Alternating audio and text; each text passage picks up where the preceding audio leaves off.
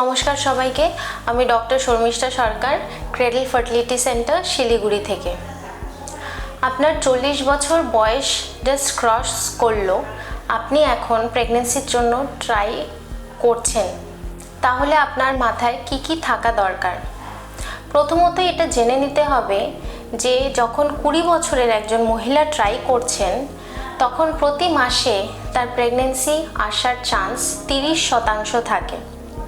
কিন্তু সেটাই যখন আপনি 40 বছরের পরে ট্রাই করবেন, প্রতি মাসে আপনার প্রেগনেন্সি আসার চান্স কমে গিয়ে শুধুমাত্র 5% থাকবে।